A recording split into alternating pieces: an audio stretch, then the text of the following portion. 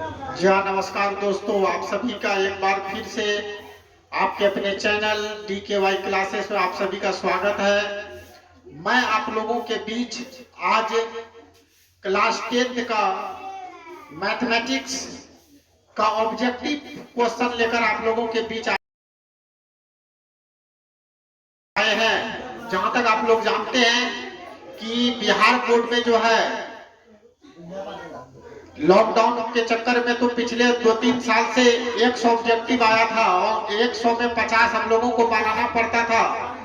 और इस बार अभी भी ये कंफ्यूजन है, विद्यार्थी को लगा हुआ है कि 100 में 50 आएगा या 60 में 50 आएगा। चाहे जो भी हो, लेकिन हम लोगों को ऑब्जेक्टिव तैयारी करना बहुत जरूरी है।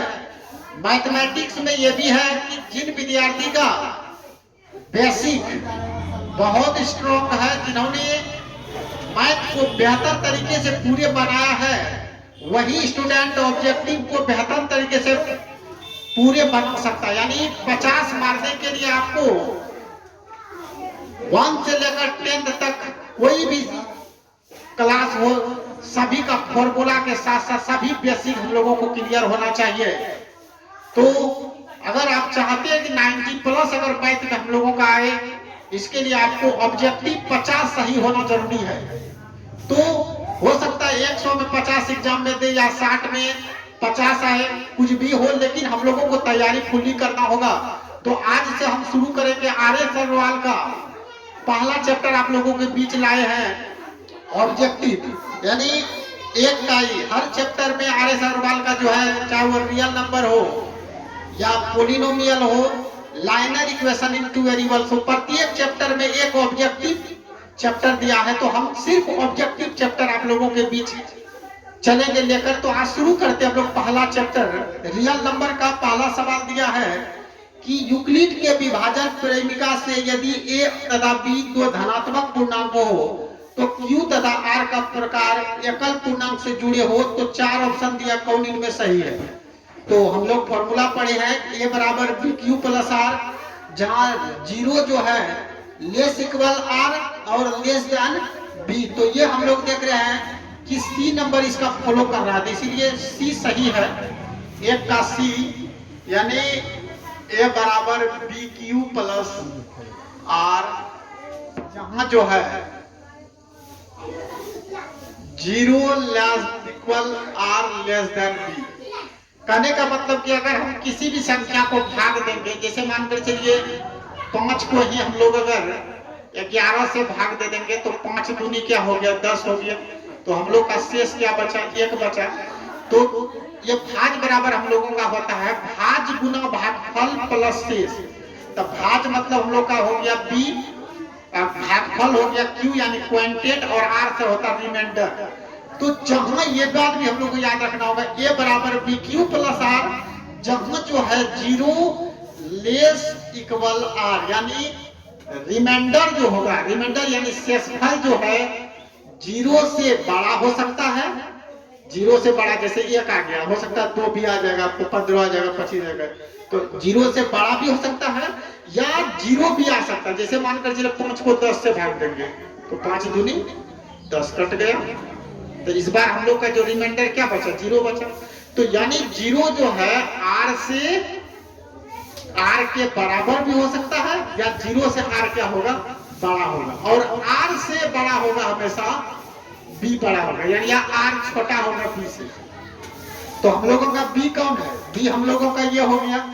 तो एक बात आप लोग ध्यान दीजिए, किसी भी संख्या से आप भाग दीजिए, तो 5 से जब हम किसी संख्या को भाग देंगे तो बहुत अधिक अगर शेषफल बचेगा तो 4 बच सकता है, उससे ज्यादा नहीं बचेगा। किसी भी संख्या से हम लोग भाग देंगे तो शेष कोई भी बचेगा तो ये 5 से छोटा, या 12 से अगर हम भाग देंगे किसी संख्या को तो बहुत अधिक शेष बचेगा, तो 11 बच सकता है, 12 नहीं बचेगा। इसका मतलब है कि 0 जो है r से जो है r 0 से बड़ा भी हो सकता है या 0 के बराबर हो सकता है। और रिमाइंडर हमेशा जो है भाज से, यानी भाज बराबर भाजक गुना भागफल, यानी भाजक से हमेशा रिमाइंडर क्या होता है, छोटा होता है। या यहाँ पर आप लोग 14 ही दे दीजिएगा तो 5 दूनी 10, तो हम लोग को बहुत है 4 शेष बचेगा। अगर 15 दे देंगे तो पूरा पूरी कट जाएगा। लेकिन ये फिक्स है कि ये जो भी भाजक होता है उससे एक कम ही से स्थल बच सकता है, इसीलिए हमेशा भाजक जो है रिमाइंडर से बड़ा होता है। तो ये आप लोग का पहला हो गया। दूसरा सवाल की ओर चलेंगे तो 2 नंबर का हम लोग को क्वेश्चन को रहा है कि निम्नलिखित में से कौन सी अपरिमेय संख्या नहीं है। तो अपरिमेय संख्या कौन नहीं है, तो यहाँ पर हम लोग देखेंगे पहला ऑप्शन दिया है 5 माइनस रूट 3, दूसरा हम लोगों का दिया है 4 प्लस रूट 2, तीसरा हम लोगों का है रूट 5 प्लस रूट 3 और चौथा हम लोगों का है 4 प्लस रूट 9। तो परिमेय और अपरिमेय संख्या हम लोग भली भांति पढ़े हैं, क्योंकि हम ऑब्जेक्टिव क्लास में आपको उतना पूर्ण रूप से नहीं पढ़ा सकते हैं, लेकिन यह है कि शॉर्ट में बता सकते हैं। परिमेय संख्या यही होता है जिसे P बाई Q के रूप में लिखा जाता है, और जिसे P बाई Q के रूप में नहीं लिखा जाता उसे अपरिमेय संख्या कहते हैं। जहां और सारा भी कंडीशन है, बहुत सारा है ना, तो यहाँ पर हम लोग का है 4 प्लस रूट 9 है। तो हम लोग अब यहाँ पर देखेंगे कि एक अपरिमेय एक परिमेय है, तो अपरिमेय और अपरिमेय का अंतर अपरिमेय होता है, गलत हो गया। एक परिमेय एक अपरिमेय का योगफल हमेशा अपरिमेय होता है, ये भी गलत हो गया। एक अपरिमेय 2 अपरिमेय जो है ना, तो 2 अपरिमेय का कभी कभी योगफल हो सकता है परिमेय, लेकिन यहाँ पर हम देख रहे हैं कि रूट 5 है और रूट 3 है, तो रूट 5 और रूट 3 दोनों ना तो जुटेगा ना ही घटेगा, इसलिए ये भी अपरिमेय संख्या है। अब यहाँ पर हम लोग देख रहे हैं 4 है और 9 का देखते हैं वर्गमूल हो रहा है 3 3 9, तो 4 3 7 हो गया, कुछ होने तो 1 दे सकते हैं, ये आप लोगों का परिमेय संख्या होगा। इसका मतलब 2 का डी ऑप्शन सही है। तीसरा की ओर हम लोग चलेंगे। 3 नंबर का हम लोग का क्वेश्चन है कि यदि 2 धनात्मक पूर्णांक a और b को a बराबर जहां हम लोग को दिया है, a बराबर दिया x पर पावर 4 और इंटू है y स्क्वायर है, तथा b हम लोगों का दिया है x स्क्वायर और y स्क्वायर है, और इसको हम लोगों को कह रहा है कि व्यक्त किया तो x और y स्वाभाज्य संख्या हो, तो एचसीएफ का ज्ञात करना। तो एचसीएफ का मतलब हम लोग यही होता है, गुणनखंड विधि में अगर हम लोग एचसीएफ पढ़े थे तो एचसीएफ का मतलब होता है जो दोनों में हो उसको बाहर निकालना ही कहलाता है एचसीएफ, और एलसीएम का मतलब होता है जो दोनों में हो उसको बाहर निकाल लेंगे, जो बच गया उसको भी बाहर हम लोग निकाल लेते हैं, वो कहलाता है हम लोग का एलसीएम। तो यहाँ पर एचसीएफ है, तो एचसीएफ हम लोग क्या देख रहे हैं कि अगर एक लाइन यहाँ बढ़ा देते हैं, अगर इसको हम लोग तोड़ देंगे तो x गुना x गुना x गुना x, और y भी 2 को है तो y गुना y, और यहाँ पर हम लोग b बराबर इसी तरह कर सकते हैं, x 2 को है तो x गुना x और y 2 को है तो y गुना y हो गया। x 2 को इसमें भी है, 2 को x इसमें भी है, तो हम लोग दोनों को निकाल लेंगे। y 2 को इनमें भी है, 2 को इनमें भी है, y को भी 2 को निकाल लेंगे। इसका मतलब x x x स्क्वायर और y y हो गया y स्क्वायर। तो हम लोग x स्क्वायर y स्क्वायर क्या नंबर का कोई ऑप्शन जरूर होगा नंबर का x स्क्वायर y स्क्वायर, यानी आप लोग का बी ऑप्शन सही है, देख लीजिएगा। नंबर 4 चलेंगे हम लोग। कहता 2 धनात्मक संख्या a बराबर इतना b बराबर इतना है, जहां इस बार एलसीएम पूछ लिया, सेम क्वेश्चन एलसीएम पूछ लिया, तो अभी क्लियर कर देते हैं आपको। a बराबर दिया है x पर पावर 6 इंटू y पर पावर क्यूब है, और b बराबर आप लोगों का है x और 6 y पर 3, और b बराबर है x स्क्वायर y पर पावर 5। तो हम लोग क्या देख रहे हैं कि एलसीएम का मतलब होता है जो दोनों में हो उसको निकाल लेंगे, जो बच जाएगा उसको भी निकाल लेंगे, वही कहलाता है एलसीएम। तो अब यहाँ हम लोग क्लियर करते हैं, तो इसको तोड़ेंगे तो x 6 बार होगा, 4 5 हो गया 6 बार, और b बराबर इसको भी तोड़ेंगे तो x 2 को हो गया, y 5 बार होगा, 1 y 2 3 हो गया, 4 हो गया, 5 हो गया। अब हम लोग अगर इसका एलसीएम निकालेंगे दोनों संख्या का, तो एलसीएम का रूल है जो दोनों में है उसको निकाल लेंगे, जो दोनों में है उसको निकालेंगे। x 2 को इनमें भी है, 2 को इनमें भी है, इसको बाहर निकाल लेंगे, x गुना x। अब यहाँ पर हम लोग क्या देख रहे हैं, y इसका छोड़ दिया, तो y को भी लिखना होगा 3y है। अब क्या देख रहे हैं हम लोग, y 3 गो इनमें भी है, 3 ठो इनमें भी है, इसको भी निकाल लेंगे। अब क्या करेंगे, जो बचा हीरो है, जो बच गया, अब क्या को x बच गया पहले आप लोग, तो इधर 4 गो बच गया, इनको लिख देंगे x पर पावर 4, और y क्या को बच गया, 2 गो आप लोग का y बच गया, तो y पर पावर 2। इसका मतलब फाइनल जो हम लोग का आया, x 2 गो यहाँ हो गया, यहाँ y 3 हो गया, x 4 हो गया और y 2 हो गया। तो फाइनल कर दीजिए, x 2 गो 4 गो, तो मिला देंगे तो x कितना हो गया 6 गो, और y 3 गो, यहाँ पर 2 गो, तो क्या हो गया 5, x पर पावर 6, y पर पावर 5, क्या नंबर गया 4 का, x पर पावर 6, y पर पावर 5, यानी हम लोग का डी नंबर सही है। यहाँ तक आप लोग अगर समझ गए हैं स्क्रीनशॉट ले सकते हैं। हम चलेंगे अगला क्वेश्चन 5 नंबर की ओर।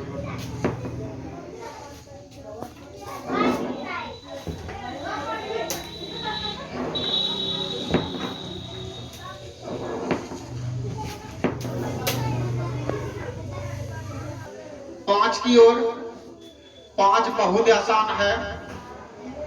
5 में कह रहा कि यदि a और b 100 अभाज्य है तब एलसीएम क्या होगा। तो याद रखेंगे 100 अभाज्य संख्या हम लोग उसी को कहते हैं जिस संख्या का एलसीएम जो है ना, दो ऐसी संख्या a और b 100 अभाज्य संख्या है तो इसका एलसीएम क्या होगा। तो अभाज्य संख्या जो होता है, तो अभाज्य संख्या हम लोग उसी को कहते हैं जो एक से कटे या खुद से कटे। दो परिभाषा, या जिस संख्या का केवल 2 अपवर्त हो उसे अभाज्य संख्या कहते हैं, या जिस संख्या जो संख्या एक से कटे खुद से कटे उसे भी हम लोग क्या कहते हैं अभाज्य संख्या। जैसे आप लोग ले लीजिए 2 एक से कटेगा या खुद से कटेगा, 3 हो जाएगा, 5 होगा, 7 होगा, 11, इसी तरह होते जाएगा। एक बात और आप लोग याद रखिएगा कि 2 जो है एक ऐसी संख्या है, बहुत बार एग्जाम में पूछा है कि कौन ऐसी सम संख्या है जो सम भी है और अभाज्य भी, या कौन ऐसी अभाज्य संख्या जो सम भी है। तो याद रखेंगे 2 ही एक ऐसी संख्या है जो अभाज्य भी है और सम भी है। तो यहाँ पर हम लोग का a तथा b का हम लोग को कह रहा है तो संख्या है, इसका एलसीएम क्या होगा। तो ये a और b का वो यह अभाज्य संख्या है, तो a और b अभाज्य संख्या है। तो हम लोग जानते हैं कि जो संख्या का एलसीएम नहीं होता है क्या करते हैं, इसको गुना कर देते हैं, तो 2 दिया 6। उसी प्रकार a और b को हम लोग गुना कर देंगे, क्या हो जाएगा, a b हो जाएगा। तो 5 नंबर का हम लोग का हो गया सी सही हो गया। अब आएंगे हम लोग 6 नंबर। 6 में इस बार 100 अभाज्य कह दिया है, 100 अभाज्य संख्या 2 है तो उसका एचसीएफ क्या होगा। तो याद रखेंगे ऐसी 2 संख्या जिसका एचसीएफ 1 होता है उसे हम लोग 100 अभाज्य संख्या कहते हैं। सीधे इसको मार देंगे, ऐसी 2 संख्या जिसका एचसीएफ 1 होता है उसको हम लोग 100 अभाज्य कहते हैं। इसी इसका डायरेक्ट ऑप्शन ये नंबर आप लोग का 1 है, तो ये सही हो जाएगा। 7 नंबर चलेंगे। निम्नलिखित गुणनखंड में x का मान ज्ञात करना है। ये कोठा है, थोड़ा आप लोग ध्यान देंगे इस पर। ये डिब्बा है, ऐसे निकाला है इसमें 2 और एक डिब्बा फिर यहाँ। तो क्या देख रहे हैं कि यहाँ पर 3 है और यहाँ पर क्या है 2 है। तो हम लोग जब कोई संख्या का एलसीएम करते हैं, जैसे मानकर चलिए इसी संख्या का अब एलसीएम करते हैं, क्या लिखते हैं 2 25, फिर 5 देते हैं 5 25। तो यहाँ पर जो हम इस तरह लिखते हैं ना, यहाँ पर वही चीज को इस तरह डिब्बा में एंगेज किया है, इसको आप गुना कर दीजिए। 6 3 दूनी 6 हो गया। अब इन दोनों को गुना कर देंगे, 6 पंचे कितना हो गया, ये 30 हो गया। अब इन दोनों को गुना कर देंगे, 30 पंचे कितना हो गया 150 आपका हो गया। बहुत आसान है ये, है ना। गुना करके लिखते 3 दूनी 6, ये दोनों गुना करेंगे, 6 पंचे 30, इन दोनों गुना करेंगे, 30 पंचे 150 हो गया। तो 150 आप लोगों को कौन ऑप्शन पे है, ये आप लोग का डी नंबर हो गया। 7 का आंसर डी सही है। 8 आएंगे हम लोग। 8 में है 2 क्रमिक सम संख्या का एचसीएफ क्या होगा। 2 सम संख्या का एचसीएफ जो है ना, आप लोगों का जो 2 सम संख्या का एचसीएफ हमेशा 2 होगा। कोई भी संख्या ले लीजिए, हम 2-3 को उदाहरण ले, मान के 4 ले लीजिए, 12 ले लीजिए, ठीक है। क्या कह रहा है 2 सम संख्या का एचसीएफ क्या होगा, है ना। 2 क्रमिक सम संख्या, सॉरी क्रमिक का मतलब है कि दो लगातार सम संख्या है ना, जैसे अगर दो लेंगे तो चार हम लोग को लेना होगा, ये ब्रांडेड आपका दो ही आएगा, दो दूनी चार। मानकर चलिए आप लोग को नहीं विश्वास हुआ, हम दो से क्रमिक 4 और 6 ले लेते हैं, तो 4 एक 4 2 हो गया, ये 4 यहाँ पर आ जाएगा, दो दूनी 4 कट गया, फिर रिजल्ट हम लोग का 2 ही आ रहा है। अगर नहीं होता हम 8 और 10 ले लेते, फिर वही होगा 8 का 8, 2 बचा, 8 उतर जाएगा, 2 चौका 8। तो जब भी क्रमिक संख्या आप लोग को अगर दिया हो तो फिक्स है कि उसका जो है एचसीएफ 2 होगा। दो क्रमिक सम संख्या का एचसीएफ जो है 2 होगा। देखिए यहाँ पर भी आया, यहाँ पर भी 2 आया, यहाँ पर भी आया, तो इसका मतलब 8 नंबर का आप लोगों का सही हो जाता है 2, यानी 8 का सी सही हो गया। 9 में आएंगे हम लोग छोटी से छोटी भाज्य संख्या व अभाज्य संख्या का एचसीएफ और एलसीएफ क्या करें। छोटी से छोटी भाज्य और अभाज्य है ना, छोटी से छोटी, छोटी से छोटी भाज्य और अभाज्य। छोटी सबसे छोटी भाज्य संख्या आप लोगों को क्या होगी, छोटी से छोटी भाज्य संख्या, सबसे छोटी भाज्य संख्या आपको 4 होगी, ठीक है। अब कह रहा है एवं अभाज्य संख्या, तो सबसे छोटी अभाज्य संख्या कितना है 2 हो गया, तो इसका क्या करें एचसीएफ और एलसीएम का गुणनखंड क्या है, एचसीएफ और एलसीएम, तो 2 और 4 का एलसीएम एचसीएफ आपको क्या हो गया 2 और 4 का आपको एचसीएफ जो है 2 ही हुआ, एचसीएफ 2 हो गया और एलसीएम जो है 4, 2 का एलसीएम आप लोग जानते हैं 4 हो गया। अब कहता है इन दोनों का क्या कर रहा है,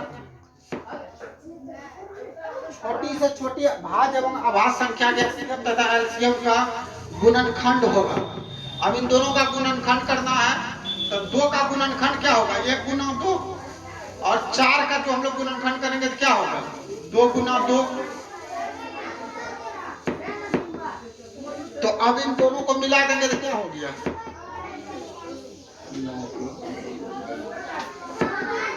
अब यहाँ पर क्या देख रहे हैं 2 1 हो गया, 2 2 गुना कर देते सबको, 2 गुना 2 गुना 2, 1 का तो कोई वैल्यू नहीं होगा, 2 दूनी 4 दूनी 8, आप लोग का 8 आंसर हो गया, यानी डी नंबर गया। 10 चलेंगे, संख्या 50 तथा 60 का जो है एलसीएम और एचसीएफ गुना कितना होगा, तो 50 और 60 का आप लोग देख लीजिए, एलसीएम क्या हो जाएगा, एलसीएम जो होगा 50 60 का, देखिए ना 50 60 का एलसीएम कितना हो जाएगा, कर लेते हैं अगर दिक्कत लग रहा है तो 10 दे दे देंगे, 5 हो गया 6 हो गया, तो 10 बचा 50 6 300, एलसीएम 300 हो गया, एचसीएफ कर लेंगे हम लोग, एलसीएम कितना हो जाएगा 50 को 60 से भागा 10 होना चाहिए, फिर भी देख लेते हैं 10 हो गया, 10 बचा 50, यानी हम लोग का एचसीएफ कितना 10 हो गया, एलसीएम 300, एचसीएफ हो गया हम लोग का 10। करा के एलसीएम इंटू एचसीएफ क्या होगा, तो गुना कर देंगे हम लोग, 300 गुना 10 यानी 3000 हो गया, 3000 का मतलब हो गया हम लोगों का डी नंबर। आज यहीं तक रहेंगे, फिर हम लोग आएंगे अगला वीडियो आप लोगों को के नजदीक लेकर, तब तक के लिए धन्यवाद।